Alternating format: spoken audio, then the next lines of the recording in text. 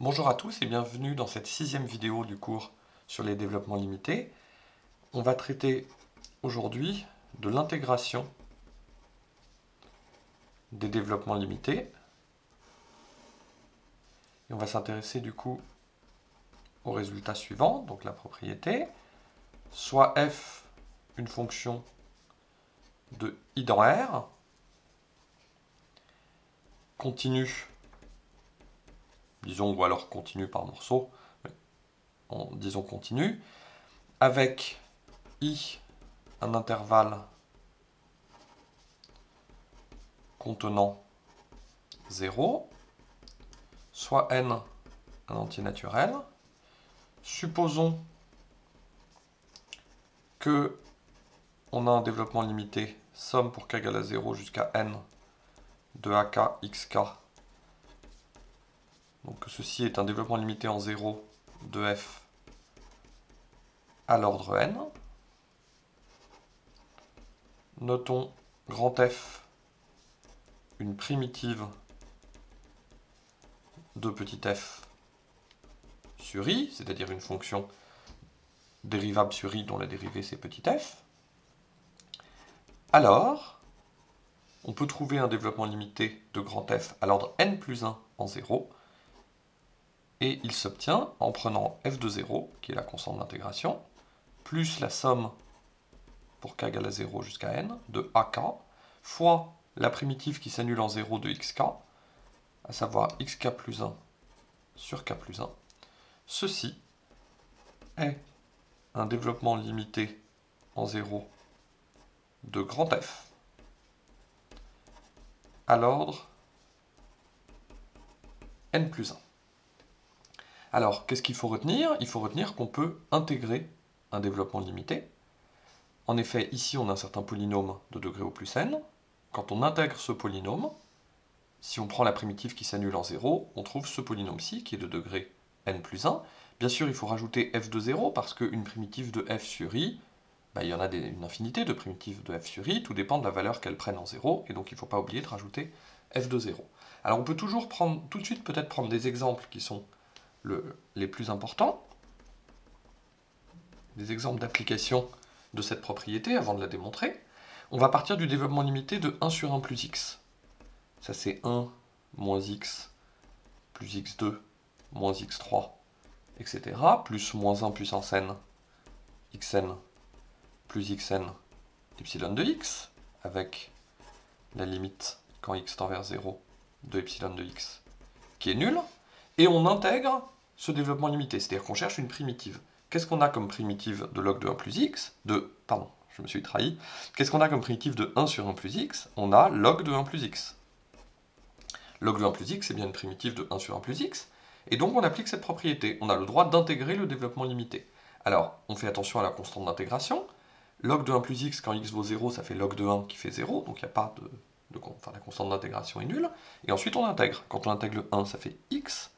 Moins x, ça fait moins x2 sur 2. Ensuite plus x3 sur 3. Moins x4 sur 4, etc. Quand on intègre ici le moins 1 puissance n, xn, ça fait moins 1 puissance n, xn sur n plus 1. Xn plus 1, bien sûr, sur n plus 1. Plus, alors là, on l'intègre entre guillemets, disons, mais en tout cas, le xn epsilon de x, ça donne un xn plus 1, epsilon ou epsilon 1 de x, peu importe, avec la limite, quand x tend vers 0, de epsilon 1 de x, qui est nul. Et donc, ce qu'il faut retenir, c'est cette formule-là. Alors, on l'a obtenue à l'ordre n plus 1, mais on aurait pu partir du développement limité de 1 sur 1 plus x à l'ordre n moins 1. On intègre et on trouve le développement limité de log de 1 plus x à l'ordre n. Donc cette formule-là est à retenir. Et on peut la retenir sous une forme de somme. Donc c'est la somme pour k allant de 1 jusqu'à n, de moins 1 puissance k moins 1 sur k xk plus xn epsilon de x, avec la limite, quand x tend vers 0, de epsilon de x, qui est nulle. Donc c'est exactement la formule précédente. Vous voyez que là, si k vaut 1, ça fait moins 1 puissance 0, c'est-à-dire 1 sur 1 fois x puissance 1, donc c'est bien le premier terme, k égale 2 le deuxième terme, etc. Le dernier terme, ce serait k égale à n plus 1, Mais en fait, ici, on remplace n plus 1 par n pour avoir un développement limité à l'ordre n, comme ce qu'on a d'habitude. Donc ça, c'est un développement limité qu'il faut bien connaître. Et vous voyez que ça ne ressemble pas du tout à celui de l'exponentielle, parce que quand vous avez l'exponentielle, vous avez factoriel k au dénominateur. Là, vous avez juste k, et vous voyez xk sur k, et donc là, quand vous voyez ce développement limité, vous pouvez vous souvenir que ça vient juste par intégration. Xk sur k, c'est ce qu'on obtient quand on intègre x puissance k moins 1. Donc du coup, il y a ce développement limité qui est très important. Deuxième exemple, donc ça c'était le premier exemple. Le deuxième, il s'obtient de la même façon, mais en remplaçant x par x2 au début. Donc on écrit 1 sur 1 plus x2. Ça fait 1 moins x2 plus x4 moins x6, etc. Plus moins 1 puissance n, x à la puissance 2n. Alors on peut mettre plus x puissance 2n epsilon de x, mais en fait quand on regarde cette fonction, c'est une fonction paire, donc il n'y a pas de terme en x puissance 2n plus 1, ce serait 0 fois x puissance 2n plus 1, donc on peut même mettre x puissance 2n plus 1 epsilon de x, avec la limite quand x tend vers 0 de epsilon de x qui est nulle. Et maintenant on va intégrer ça. Alors une primitive de 1 sur 1 plus x2, c'est arctangente. Arctangente x, bah ça fait, on intègre, ça fait x moins x3 sur 3 plus x5 sur 5, plus etc. Alors ce serait un moins plutôt le terme d'après. On a moins 1 puissance n, x 2n plus 1 sur 2n plus 1. Et puis, entre guillemets, on intègre le terme d'erreur. Simplement, on augmente de 1 l'exposant de x. Donc on obtient un développement limité à l'ordre 2n plus 2.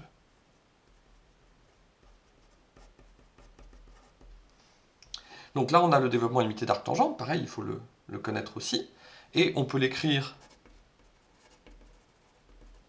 aussi avec le symbole somme. Arctangente x.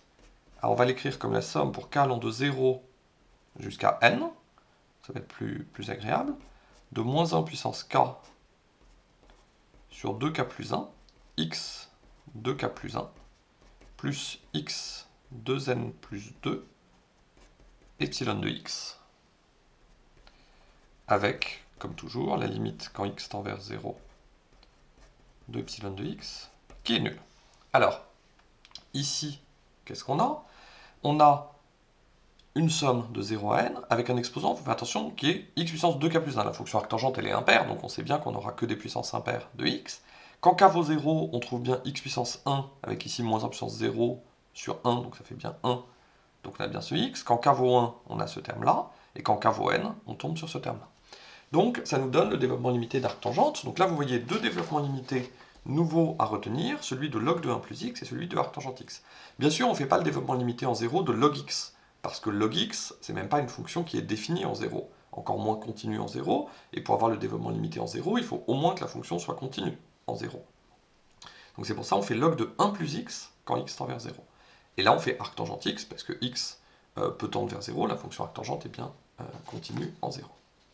Alors, on va maintenant démontrer cette propriété.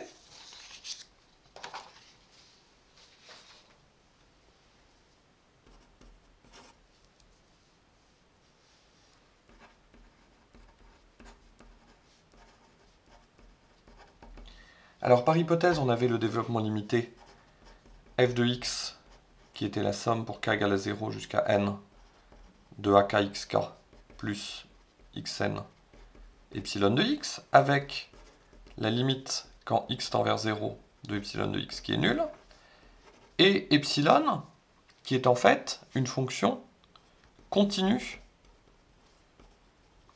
sur l'intervalle i.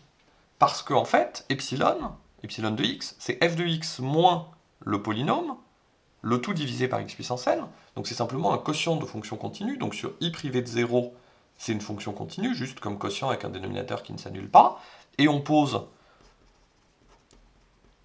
epsilon de 0 égale à 0, et le fait que la limite quand x tend vers 0 de epsilon de x soit nulle, ça montre que epsilon est continu aussi en 0. Donc finalement, on a bien une fonction continue sur i. Maintenant, on va intégrer cette expression entre 0 et x. Donc je l'écris, disons, avec une variable t, f de t égale, etc. Et j'intègre pour t allant de 0 à x.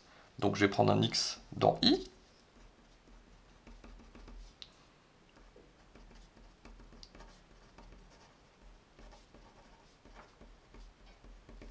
qu'est-ce qu'on trouve? Bah, à gauche, une primitive de petit f, c'est grand F, donc on trouve grand F de x moins grand F de 0.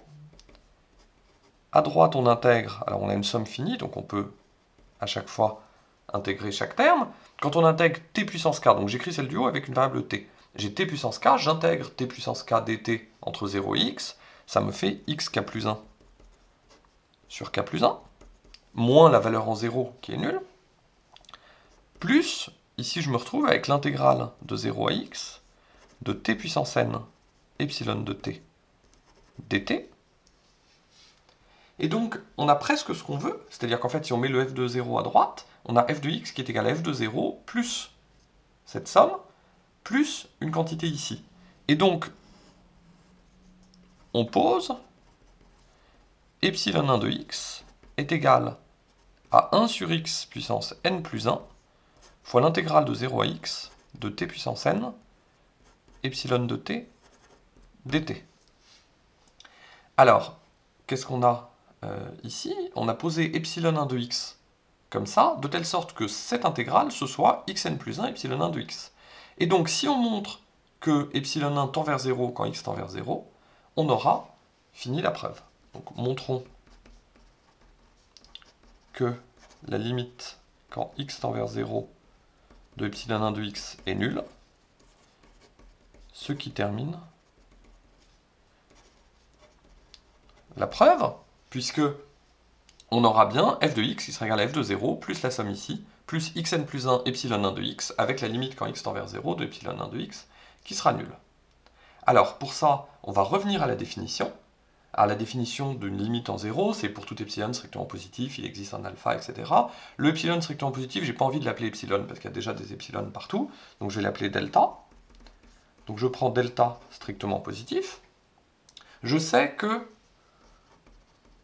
la limite quand x tend vers 0 de epsilon de x est nulle. Donc ça me donne l'existence d'un alpha strictement positif, tel que pour tout, alors je vais l'appeler t, entre moins alpha et alpha, inter i, on ait la valeur absolue de epsilon de t plus petite que delta. Donc ça, c'est simplement le fait que la limite de epsilon de x quand x tend vers 0, c'est 0, c'est l'existence d'un alpha comme ça. Alors maintenant, je vais démontrer que ce alpha convient. C'est-à-dire que pour tout x entre moins alpha et alpha, qui soit aussi dans i, on a bien la valeur absolue de epsilon 1 de x qui est plus petite que delta. Donc pour ça, je vais prendre un x dans moins alpha alpha inter i. Montrons que epsilon 1 de x est plus petit que delta. Et si on arrive à faire ça, on aura terminé la preuve que la limite de epsilon 1 en 0, c'est 0. Alors, on va faire un premier cas, disons, celui où x est positif. Alors, quand on écrit epsilon 1 de x comme ça, on peut faire simplement l'inégalité triangulaire. La valeur absolue de epsilon 1 de x, alors il y a 1 sur x puissance n plus 1. Alors le x est positif. Alors en fait, j'ai omis ici de regarder le cas où x est nul. En fait, epsilon 1, on peut prendre epsilon 1 de 0 égale 0 si on veut, ou on peut définir seulement epsilon 1 sur... oui, le mieux c'est de prendre epsilon 1 de 0 égale à 0. Et pour x égale à 0, c'est évident, on pose epsilon 1 de 0 égale à 0. C'est la même remarque que j'avais dit ici en posant epsilon de 0 égale à 0. Donc du coup, le premier cas, c'est celui où x est strictement positif. Donc j'ai bien le droit de diviser ici par x. Et donc je me retrouve pour valeur absolue de epsilon 1 de x avec la valeur absolue de l'intégrale de t puissance n epsilon de t dt. Ça, je majore par inégalité triangulaire par l'intégrale de la valeur absolue. Mais x est positif, et donc t puissance n est positif aussi, parce que x est positif et que t est entre 0 et x, donc j'ai juste là t puissance n, là j'ai la valeur absolue de epsilon de t dt. Alors j'ai le droit de faire ça, ça c'est par inégalité triangulaire, car x est positif. D'accord? C'est quand x est positif, on a le droit de faire l'inégalité triangulaire comme ça. Il faut que les bornes soient dans le bon sens. C'est ça qui est important pour l'inégalité triangulaire. Qu'est-ce qu'on en déduit? Ici, le valeur absolue de epsilon de x, de epsilon de t, on a t qui est entre 0 et x qui est lui-même entre 0 et alpha. Donc t est aussi entre 0 et alpha, et puis t est bien sûr dans i aussi. Donc on a supposé que pour tout t entre 0 et alpha, on a valeur absolue de epsilon de t qui est plus petit que delta. Donc ceci est plus petit que delta. Donc on peut majorer ça par delta t puissance n, le delta sort, et ça nous fait delta sur xn plus 1, intégrale de 0 à x, de tn dt. Ça fait exactement delta sur xn plus 1 fois xn plus 1 sur n plus 1. Donc ça fait delta sur n plus 1. Et puis quand même, comme n est positif, n plus 1 est plus grand que 1, donc ça c'est plus petit que delta. Et donc on a gagné, on a démontré ce qu'on voulait démontrer. Alors dans le deuxième cas, c'est analogue, c'est juste au niveau de l'inégalité triangulaire qu'il faut faire attention. Quand on a la valeur absolue de epsilon 1 de x, donc ici on a epsilon 1 de x, on prend la valeur absolue, là il faut faire attention que c'est valeur absolue de x à la puissance n plus 1, et ici on a encore la valeur absolue de cette intégrale, de tn epsilon de t dt, donc ça c'est toujours vrai, en prenant l'intégrale de 0 à x, mais on peut aussi prendre l'intégrale de x à 0.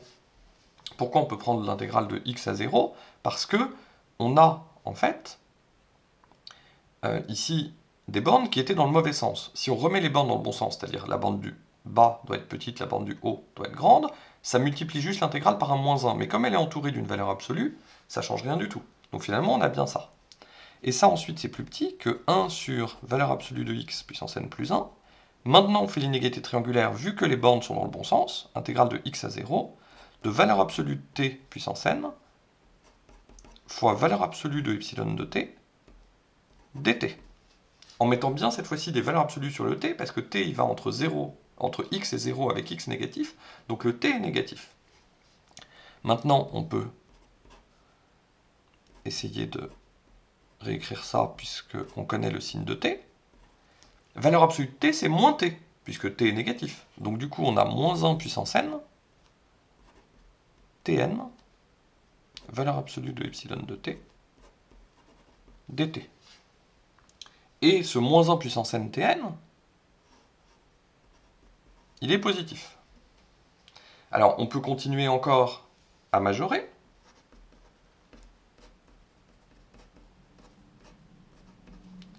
Il y a toujours le valeur absolue de x puissance n plus 1 au dénominateur. On a une intégrale avec les bornes dans le bon sens. Celle du bas est plus petite que celle du haut. Et ici, valeur absolue de epsilon de t. Comme t est entre x et 0, il est a fortiori entre moins alpha et 0, puisque x était entre moins alpha et 0. Le t est aussi dans i.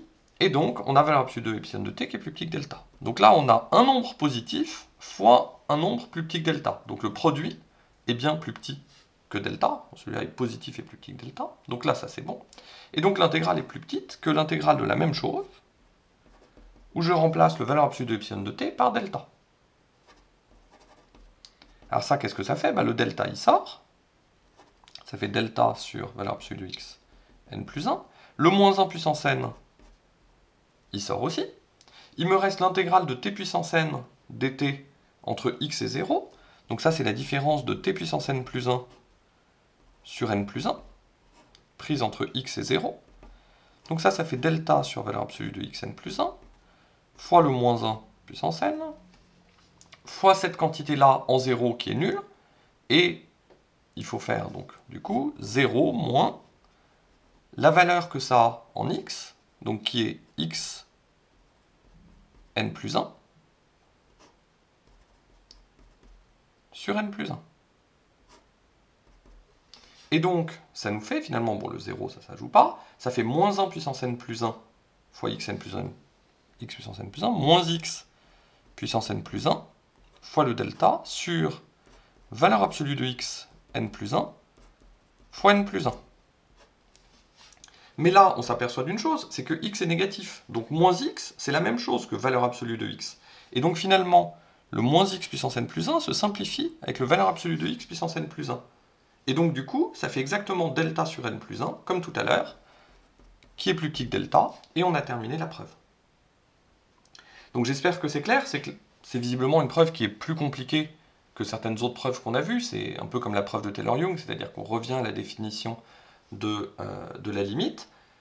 Voilà, c'est vraiment le genre de preuve qu'il faut comprendre pour être, disons, à un niveau un peu plus approfondi de compréhension du cours, mais en première lecture, c'est clairement pas la preuve la plus importante. En première lecture, dans ce chapitre, le plus important, c'est de savoir calculer des développements limités. Ensuite, il y a des applications qu'on verra dans les prochaines vidéos qui sont intéressantes et qui ne sont pas difficiles, mais la première chose à savoir faire sur un développement limité, c'est de savoir calculer le développement limité d'une fonction à un ordre donné.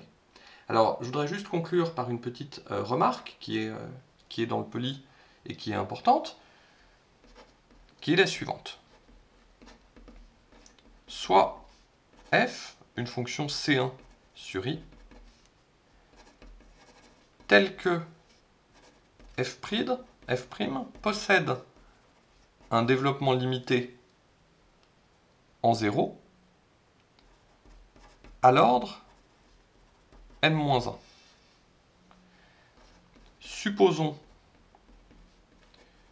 que la somme des AK xk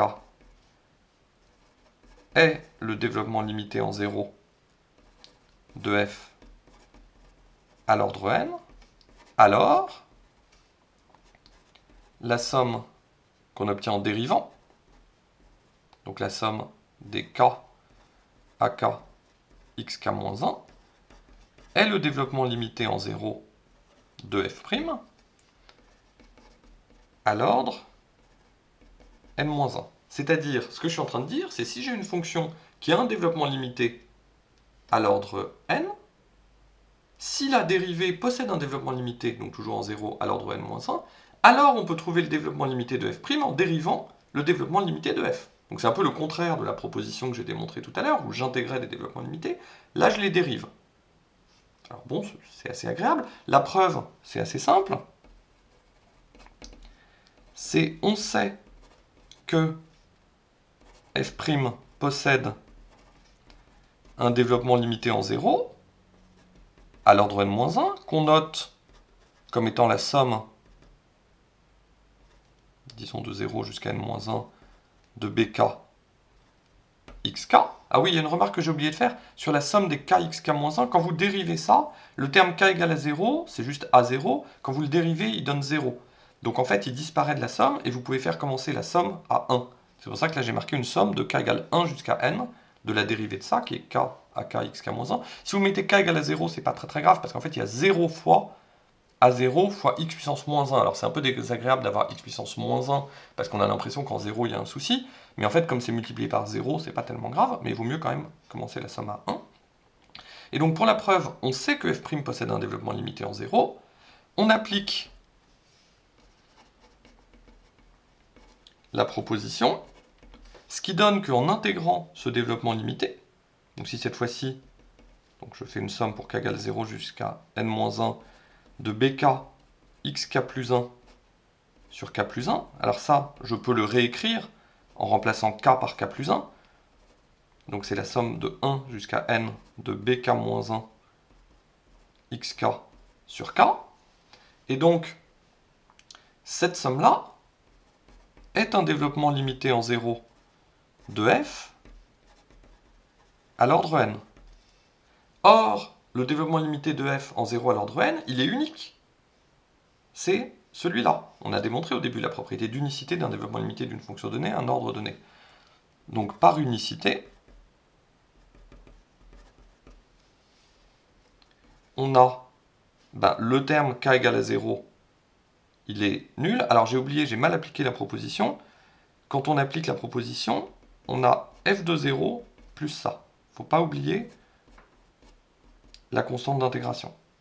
D'accord? Quand on intègre un développement limité, il ne faut pas faire ce que je viens de faire, c'est-à-dire il ne faut pas oublier la constante d'intégration dans le développement limité. Donc quand vous comparez les deux, le terme en x puissance 0, c'est a0, donc ça, a0, c'est f de 0, et pour tout cas, entre 1 et n, AK, c'est 1 sur K fois B, K-1, c'est-à-dire qu'en fait, BK-1, c'est K à K, et donc ça veut dire qu'on a exactement le même développement limité que celui qui est prévu par la remarque. Donc ça, ça veut dire qu'on a démontré cette remarque, et donc on peut dériver les développements limités. Mais il faut faire attention. On peut dériver les développements limités si on sait que f' possède un développement limité. Et ça, c'est vraiment ça, le danger. C'est-à-dire que, en général, c'est-à-dire sans hypothèse supplémentaire, même si f possède un développement limité en 0 à l'ordre n, il n'est pas sûr que f' possède un développement limité en 0 à l'ordre n-1.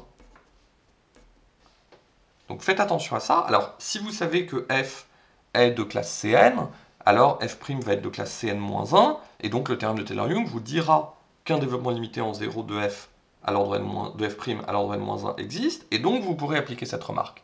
Mais si vous avez une fonction dont vous ne savez pas qu'elle est de classe Cn, vous ne pouvez pas dériver le développement limité. Il faut que vous ayez quelque chose qui vous dit que le développement limité en 0 de f' à l'ordre n-1 existe. Et on a vu déjà un exemple. Alors c'était dans la vidéo numéro 2, à la page 6, on avait une fonction f qui possède un développement limité en 0 à l'ordre 3, mais tel que f' n'a pas de limite en 0, donc f' n'a même pas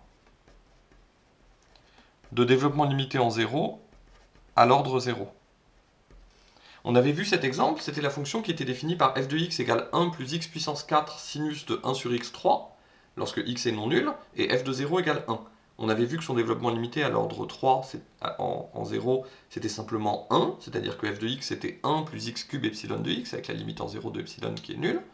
Et donc cette fonction donne un exemple de cette situation.